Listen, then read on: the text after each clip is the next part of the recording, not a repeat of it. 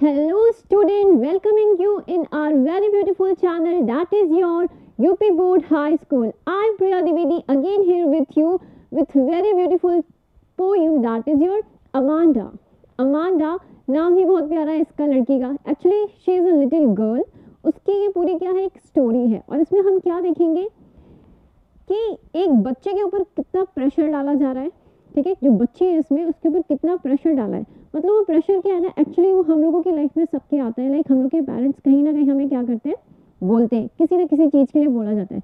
But in this poem हम लोग क्या देखेंगे कि इस बच्चे को मतलब विद इन अ मिनट बार बार उसके कोई भी जो यंगर है उससे या कोई एल्डर है, ऑफकोर्स उसका कोई एल्डर होगा, मे बी इट्स पेरेंट्स उसके बार बार क्या कर रहे हैं, उसको कुछ ना कुछ टॉन्ट कर रहे हैं. टॉन्ट से मतलब उसे कुछ ना कुछ सिखाना चाह रहे हैं.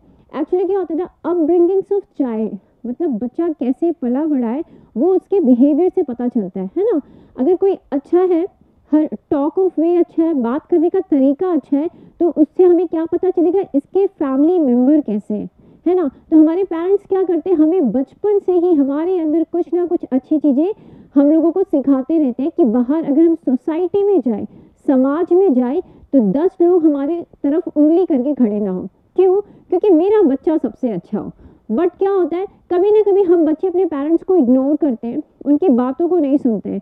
वो क्यों होता है? क्योंकि कभी कभी पेरेंट्स क्या करते हैं, हद से ज़्यादा जब किसी के पीछे पड़ जाओ, उसको पनिश करो बार बार, वो बच्चा उस चीज़ को फिर सुनता ही नहीं. वो क्या हो जाता है, जिद्दी हो जाता है और उसके अंदर सिर्फ क्या होता है, एंगर होता है. और जिनके अंदर एंगर होता है ना, आई एम टेलिंग यू, वो अपनी लाइफ में कभी सक्सेस नहीं कर सकते. तो आज की जो हमारी पोएम है दैट इज अमांडा, और हम वहाँ देखेंगे कि उसके जो मॉम है या फिर डैड है, उसको कहीं ना कहीं हर बात में क्या कर रहे हैं, टोक रहे हैं. इससे बच्चे के अंदर ना क्या आता है, एक चिड़चिड़ापन आ जाता है. और साथ ही साथ आज इस पोएम में हम और क्या देखेंगे, कुछ इंपॉर्टेंट पॉइंट्स जो हमारे एग्जाम्स में आते हैं. और एग्जाम्स में आते हैं पोएम से बहुत ही गिने चुने, ठीक है, टॉपिक्स. और आप लोगों ने अगर इस पोएम के जो भी पॉइंट्स आज मैं बता रही हूँ उसको सीख लिया ना, तो आई एम टेलिंग यू कि आपको फिर पोएम से कोई भी नंबर, मतलब ये नहीं हो सकता कि नहीं आपने पोएम पढ़ी है और उसके पोएटिक डिवाइसेस अच्छे से मेरे साथ पढ़े आज ही क्लास में, लाइव क्लास में. अगर आप में से कोई भी बच्चा बीच में नहीं गया, तो I am telling you live class की जितनी poetic device I think exam में आएगी तो यू ऐसे चुटकी बजा के कर लेंगे. चलिए आज देखते हैं हम लोग. So first of all very important thing is that हमें हमारे पोएट या फिर पोएटिस के बारे में हमेशा एटलीस्ट 6 लाइन्स आनी चाहिए. ठीक है, हमारे कौन है, रॉबिन क्लेन है. Born on 28 Feb 1936, Kempsey, New South Wales. She is an Australian author, short story for children, notable work hitting Alison Ashley halfway across the galaxy. So that it is important. मतलब इतना अगर आप लोगों ने अपनी poet's के बारे में लिख लिया एग्जाम में, तो आई थिंक इट्स इनफ. ठीक है, हमारे एग्जामिनर को इससे आइडिया हो जाएगा, at least you know about your poet और पोएटिस. नाउ नेक्स्ट, नाउ थोड़ा सा हम पोएम के बारे में जान लेते हैं कि है क्या पोएम में. वैसे तो मैंने आपको शॉर्ट करके ओवरव्यू एक छोटा सा दे दिया है कि पोएम है किस चीज़ के बारे में. दैट इज अपब्रिंगिंग्स ऑफ चाइल्ड, जो हर पेरेंट्स अपने बच्चों को क्या करते हैं, सिखाते हैं. Is it clear? Now the poem focus on the upbringing of a small child. जो पोएम है किस चीज़ पे फोकस कर रही है, उस बच्चे की अपब्रिंगिंग, उस बच्चे की जो परवरिश हुई है वो कैसे हुई है. और सारे पेरेंट्स अपने बच्चों की परवरिश अच्छे करते हैं, बाकी वो लोग अपने आप अगर उस परवरिश को खराब करते हैं तो उसमें हम लोग पेरेंट्स को ब्लेम नहीं कर सकते हैं. Is it clear? Now whose name is Amanda, और जो इस पोएम में हम बच्ची देखने वाली उसका नाम क्या है, that is your Amanda. She is a girl, little girl. It focus on the struggles that a child is facing. और इस पोएम में हमें क्या बताया जा रहा है, मेन चीज क्या फोकस की है, that is your word struggle that child is facing. कि इस बच्चे ने जो स्ट्रगल किया, स्ट्रगल इन द सेंस जो उसके पेरेंट्स उसको सिखा रहे हैं, तो मे बी उसके लिए क्या है, स्ट्रगल है उसके लिए, ये सब क्या है, प्रॉब्लम्स है जो उसको बार बार आ रही है. ठीक है, now poet Robin Klein makes the important point that children should never be deprived of their freedom. कभी भी बच्चों से उसकी फ्रीडम नहीं छीननी चाहिए। ठीक है, आप अपने बच्चों को कुछ सिखा रहे हैं तो आई थिंक एक डिफरेंट क्या होना चाहिए, हम लोगों के पास मेथड होना चाहिए। इट इज़ नॉट कंपल्सरी कि हम बच्चे को सिर्फ मार के ही कोई चीज़ सिखाएं। आई थिंक एक लैंग्वेज होती है दैट इज़ लव लैंग्वेज। अगर आप प्यार से किसी से भी बात करोगे तो आई थिंक कभी भी कोई इश्यू किसी के भी लाइफ में नहीं आने वाला। और ख़ास करके अगर आप बच्चों से प्यार से बात करते हैं ना, तो मुझे लगता है कि वो बहुत जल्दी कैच कर लेगा कि आप चाहते क्या हो। कभी भी किसी से उसकी फ्रीडम नहीं छीननी चाहिए, चाहे वो बात करने की है, चाहे वो खेलने की है, स्पेशली बच्चों से। I am talking about child, जो छोटे बच्चे हैं। कुछ सिखाना है तो you can use very easy language, प्यार से समझाओ। ये कोई बात नहीं कि आप उस बच्चे को मार दो। सो कभी भी किसी से उसकी आज़ादी नहीं छीननी चाहिए। तो क्या बोला है, children should never be deprived of their freedom. Now however it is the parents who are responsible for the proper upbringing for their child. I'm telling you, मैंने आपको पहले ही बोला कि बच्चों की जो परवरिश होती है अगर अच्छी नहीं हुई तो उसका ब्लेम सीधा पेरेंट्स को ही मिलता है। क्यों? क्योंकि बच्चे हमेशा अपने पेरेंट्स के साथ रहते हैं, तो जो वो देखते हैं वही चीज़ बाहर जाके सोसाइटी में भी करते हैं। तो इज इट क्लियर? तो अपब्रिंगिंग किसके ऊपर डिपेंड है? That is it is parents who are responsible. हमेशा से डायरेक्ट पेरेंट्स को रिस्पॉन्सिबल बोल दिया जाता है एंड दैट इज करेक्ट। हमारे जो पेरेंट्स हैं अगर वो सही है तभी बच्चे सही होंगे, क्योंकि सब कुछ किस पे डिपेंड है? पेरेंट्स पे। पेरेंट्स कैसे हैं वो बच्चों से पता चलता है। बच्चे आपके बाहर जाके समाज में किस तरह किससे बिहेव करते हैं उससे पता चल जाता है कि आपकी परवरिश क्या हुई है। Is it clear? For the proper upbringing of their child. Now हम लोग अपनी पोएम स्टार्ट करते हैं। So can you see a very beautiful picture that is a girl who bite her nails. आप लोगों ने कितनी बार इस बात को सुना होगा, इवन अभी तक भी कुछ बच्चे सुनते होंगे, बच्चों प्लीज नाखून को दांतों से मत काटो। तो हमारी जो अमांडा है उसकी पहली जो पिक्चर आई दैट इज, थोड़ा सा आप लोग पढ़ते हैं, that is don't bite your nails Amanda, don't hurt your shoulders Amanda, stop that slouching and sit up straight Amanda. Now her mother, उसकी माँ क्या बोल रही है? बेटा डोंट बाइट योर नेल्स, अपनी नेल्स को मत काटो। किससे? दांतों से। Like you can see here. Amanda don't hunch your shoulders, और जो अपने शोल्डर्स हैं आप लोग उसको क्या करो? स्ट्रेट रखो। अमांडा को क्या बोल रहा है? आप स्ट्रेट होके बैठो। ऑफकोर्स हम लोग के पेरेंट्स बोलते हैं जब भी आप पढ़ाई कर रहे हैं तो आपको क्या करना चाहिए? अपने शोल्डर्स एकदम सीधे करके बैठना चाहिए। तभी तो बोलते हैं ना टेबल, स्टडी टेबल यूज करो। Now Amanda stop that slouching and sit up straight Amanda, और चुपचाप सीधे बैठो। ऐसे झुक के बैठने की क्या जरूरत है ना? तो उसकी मॉम ने स्टार्टिंग में ही हम लोगों ने क्या देखा, उसकी मॉम उसको क्या कर रही है? बता रही है। और बताना कुछ अलग ही टाइप का। आप you can see the tone, you can see the tone of her mother. Like प्यार से भी बोल सकती थी बट उसकी मॉम ने सडन क्या स्टार्ट किया? डोंट बाइट योर नेल्स, मतलब एक एंगर आया। Don't bite your nails Amanda, don't hunch your shoulder Amanda, stop that slouching and sit up straight Amanda. Simple, यहाँ पे पता चल रहा है उनकी मॉम, उनकी माँ क्या बोल रही है? नेल्स को मत काटो अमांडा, और हंच निकाल के मत बैठो, लाइक कोबर निकाल के मत बैठो। Stop that slouching and sit up straight, और ऐसे झुक के बैठने की बजाय आप क्या करो? स्ट्रेट बैठो। एंड हम क्या देखेंगे? अभी तक उसकी मॉम थी। कौन थी? मॉम थी, और वो क्या बोल रही थी? उन्होंने कुछ रिस्ट्रिक्शन दिए। अब आपको पता है हमारी जो अमांडा है वो इमेजिनेशन वर्ल्ड में गई है, ठीक है? उनकी मॉम तो उनको समझा रही है but you can see here कि जो उनकी इमेजिनेशन वर्ल्ड है वो कहाँ पे है? देखिए, there is a language emerald sea where the soul inhabited is me a murmur drafting blissfully. There is a language, मतलब इसका मतलब क्या होता है? रिलैक्स। इसका क्या मतलब होता है? दैट इज योर रिलैक्स, मतलब जब आप एकदम रिलैक्स में हो, ठीक है? ठीक है, मतलब यहाँ क्या बोल रहे हैं? There is a language relax, मतलब एकदम रिलैक्स हो गए। एमराल्ड से मतलब है सी, जो जिसका ओशन क्या है? Green colour, that is your green colour.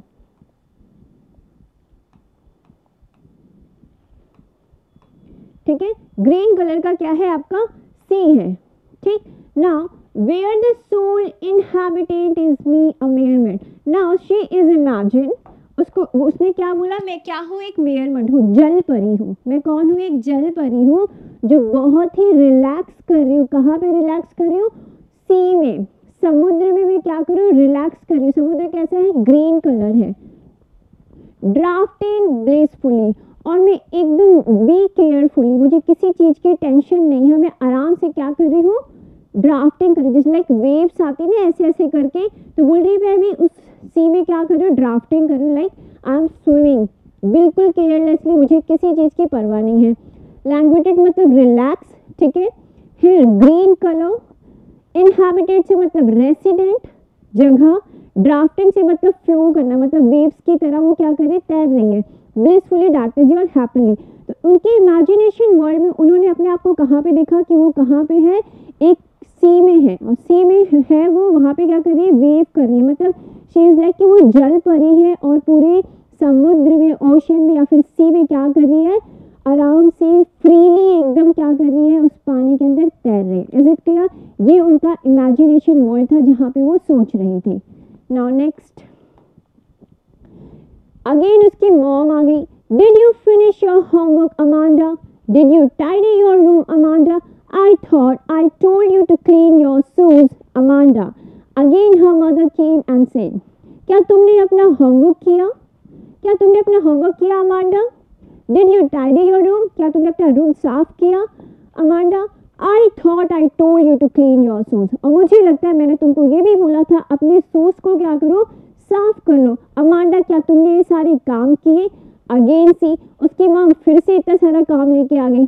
Again next देखिए क्या होता है, again she is in her imagination world, फिर से वो अपने इमेजिनेशन वर्ल्ड में आ गई है, और इस बार उन्होंने क्या सोचा है, देखिए, I am N orphan, I am an orphan roaming the street, a pattern, soft dust with my hurst. अब क्या बता रही है वो कि I am an orphan, मैं क्या हूँ, एक ऑर्फन हूँ। ऑर्फन क्या होता है, a child whose parents are dead, hers quiet and still place। और क्या बता रहे हैं, ऑर्फन वो बच्चे होते हैं जिनके पेरेंट्स नहीं होते हैं, और वो कहाँ पे होते हैं, किसी एनजीओज में होते हैं, या फिर वो क्या करते हैं, बैगिंग करते हैं, या फिर वो भीख मांगते हैं, ठीक है।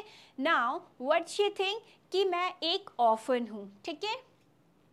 रोमिंग द स्ट्रीट, यस, जो ऑर्फन लोग के बच्चे हो, जो ऑर्फन बच्चे होते हैं वो क्या करते हैं, अनाथ बच्चे। ऑर्फन से मतलब क्या है, अनाथ। जो बच्चे अनाथ होते हैं वो रोड में क्या करते हैं, घूमते रहते हैं इधर से उधर। Now I pattern soft dust with my hers bare feet. Now आप लोग भी कभी कभार चलते हो, like you can see the boy, आप इस बच्चे को देख सकते हो। येस, यू ऑल नो ना what is the meaning of orphan, yes that is अनाथ। सबको पता है ना अनाथ का मतलब क्या है, ऑर्फन, अनाथ, ठीक है। Now you can see the boy, वो क्या कर रहा है, जैसे ये सैंड है आपकी, ये मिट्टी है, ठीक है, और मिट्टी में वो अपने पैर से क्या कर रहा है, लिखा है आई पैटर्न्स ऑफ डेस्क, मतलब वो अपने शूज से पैटर्न्स बना रहा है, कहाँ पे, उस मिट्टी पे। लाइक आप लोग भी वॉक करते तो you can draw something in, है ना, आप कभी आपने किया होगा, क्या आप लोगों ने किया है कि नहीं, जस्ट कमेंटेड कि आप लोगों ने भी कभी सैंड में या फिर मिट्टी में अपने पैर से कोई डिज़ाइन बनाई है, येस और नो, जस्ट कमेंटेड। तो वही बता रहा है, जो हमारा ऑर्फन है, जो हमारी अमांडा है, वो क्या कर रही है, आई पैटर्न सॉफ्ट डस्ट, मैं क्या बना रही हूँ, मिट्टी में कुछ पैटर्न बना रही हूँ, ठीक है। Dust with my hers bare feet, अपने पैर से, अपने बेयर फीट से। द साइलेंस इज गोल्डन, और जो वो शांति मुझे मिल रही है ना, दैट इज गोल्डन, सोने जैसी है वो। द फ्रीडम इज स्वीट, और इसका क्या कहना है, जो ये वाली आज़ादी है ना, उससे अच्छी आज़ादी मुझे कहीं भी कभी भी नहीं मिल सकती। इज इट क्लियर, सबको समझ आया। अब वो अपने आप को एक अनाथ बता रही है, और जो स्ट्रीट में, जो सड़कों में इधर उधर घूम रही है, और क्या कर रही है, अपने पैरों से मिट्टी में डिजाइन्स बना रही है, और क्या बोल रही है, ये जो चीज है ना, सबसे अच्छी फ्रीडम है, किनके लिए, उन ऑर्फन्स के लिए। तभी वो सोच रही कि मैं भी कहाँ से एक ऑर्फन होती। चलिए, now next, again you can C Don't eat that chocolate, Amanda. Remember your acne, Amanda. Will you please look at me when I'm speaking to you, Amanda? Now here आप लोगों की भी ममा बोलती होगी कि please इतनी chocolate मत खाओ, आपको पिंपल्स आ जाएंगे. एक्ने का मतलब क्या होता है? What is the meaning of acne? That is your pimple, दाने जो निकलते हैं. Will you please look at me? क्या तुम मुझे देख सकती हो? मुझे देखो, जब मैं आपसे बात कर रही हूँ तो मुझे देखो ना, ठीक है? Look at me when I'm speaking to you. Again her mother here बोल रही हैं कि नहीं बेटा आप चॉकलेट्स मत खाओ. मतलब हर चीज में आप देख सकते हो कि रोक टोक हो रही है लगातार. तभी तो अमांडा इतना इमेजिनेशन वर्ल्ड में चली जाती है. नाउ नेक्स्ट देखते हैं उसकी इमेजिनेशन क्या हुई. Now again she is in imagination. Now what she think? You all know this cartoon. आप लोगों ने ये कार्टून सबने देखा होगा I think. She is a Rapunzel, है ना. तो देखिए अब वो क्या सोच रही है कि I am Rapunzel, मैं क्या हूँ? एक Rapunzel हूँ, ठीक है.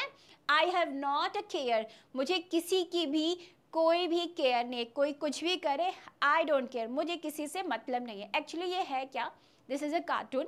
इसमें जो ये गर्ल है वो अपनी बैल्कनी में रहती है, उसके बगल में एक टावर भी है और इसके बाल इतने लॉन्ग है, ये इसके बाल है, ठीक है, इतने लॉन्ग है कि वो अपने बालों को ना पूरा मतलब उस टावर से पूरा नीचे ऐसे गिरा के रखती है जिसको पकड़ के कोई भी ऊपर आ सकता है, कोई भी बीस्ट भी इवन आ सकता है. ऐसा ये कार्टून है.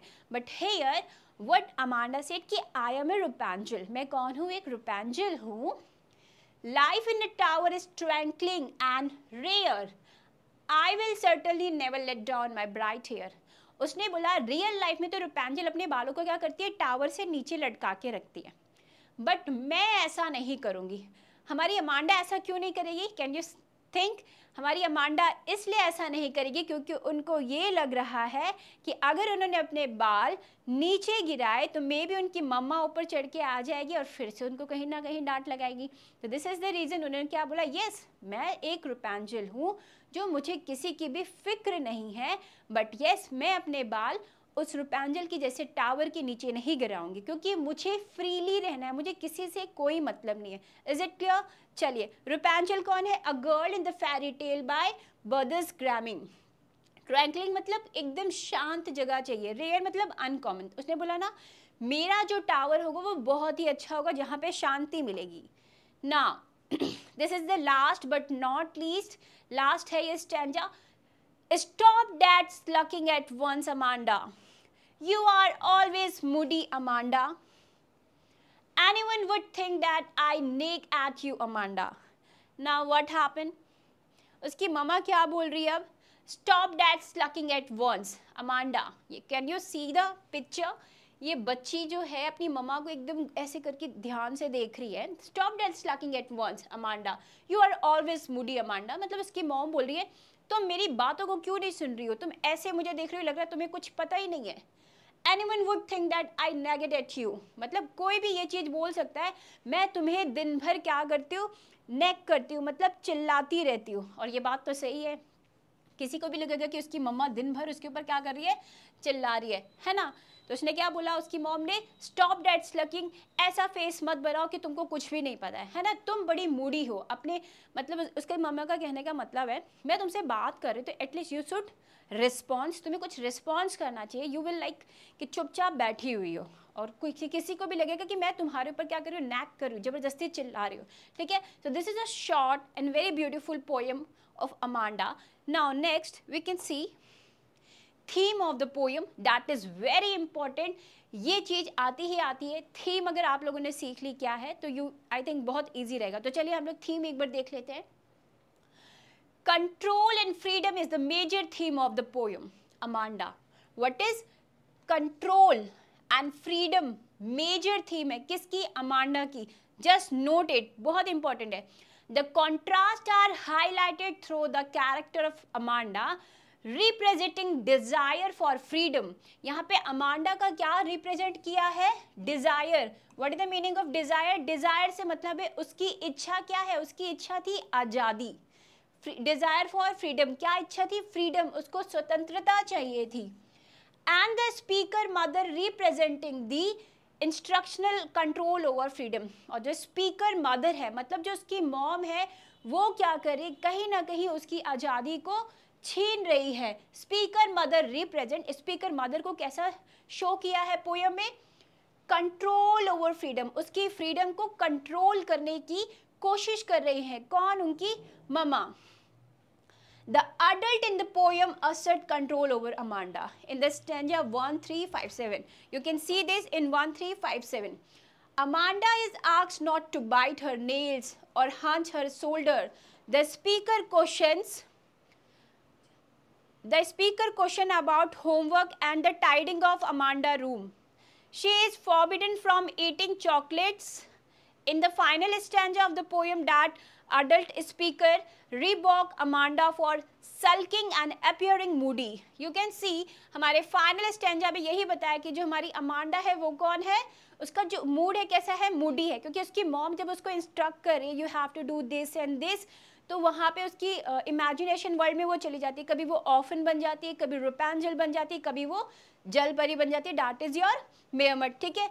Now next you can see there are rhyming scheme. This is very important part of your poem. ये हर poem में रहता है। That is your पूरे rhyming scheme आपकी ये है। ठीक है। Now few literary devices जो है that is repetition, allusion, alliteration, metaphor, anaphora, a transfer, epithet, rhyming scheme. So these are the repetition कहाँ पे हुआ? You can see that the name Amanda, आपने पूरी पोयम में क्या देखा, पूरे स्टैंजेस में देखा कि अमांडा जो वर्ड है पूरी पोयम्स में क्या हुआ, इसका रिपीटेशन दिया है। तो मेन लिटरेरी डिवाइस का है आपका रिपीटेशन। रिपीटेशन से मतलब है जो चीज क्या हो, रिपीट हो बार बार। एल्यूशन क्या है? An allusion is an indirect reference to a person, place, thing. ठीक है। लाइक उसने अपने आप को क्या सोचा है, वो एक क्या है, रुपेंजल है। मेयरमड है। मेयरमड क्या होती है? She creature who is a half women and half fish and lives in the sea. Rapunzel कौन है? She is a character, fairy tale की character है ये। Alliteration क्या होता है? जब कोई word repeat होता है, word that is sa sa sa sa. Stop that slouching and sit up straight. That is your alliteration. Metaphor क्या है? Metaphor the phrase, मतलब मुहावरा जो बोलते हैं, एक main important that is silence is golden, freedom is sweet. Can you see? Silence कैसा है? गोल्डन, सोने जैसा। फ्रीडम क्या है? मीठी, मतलब आज़ादी क्या है? बहुत मीठी चीज़ है, मतलब समथिंग लाइक जो हमें सबसे ज़्यादा क्या देती है, सुकून। ठीक। Anaphora, you all know that जो चीज़ आपकी क्या हो जाए, repeat. Like in your first stanza, don't bite your nails. Can you believe? मैं बताती हूँ, देखिए, don't hunch, get it, don't bite. आपका पहली लाइन में ये आपका एनाफोरा क्या हो गया है, शो हो गया है। Is it clear? सो आज की जो आपकी पोयम थी अमांडा, उसमें हम लोगों ने क्या देखा कि कैसे क्वेश्चंस आएंगे plus explanation of the poem. So children, finally आपकी ये पोयम कंप्लीट हो गई। आप लोगों ने क्या देखा? पोएटिक डिवाइस देखी, थीम देखा और एक्सप्लेनेशन देखा। That is very important.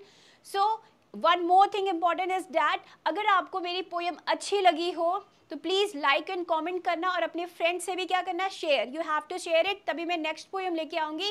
And one more thing is that you have to go in Vidyakul app, वहाँ पे आपके लिए क्या होगी, क्विज से कुछ रिलेटेड क्वेश्चन होगी इसी चैप्टर से। And one thing more important that is you have to subscribe this channel ताकि आपको इंग्लिश की सारी वीडियोज़ यहाँ पे मिले। Thank you class.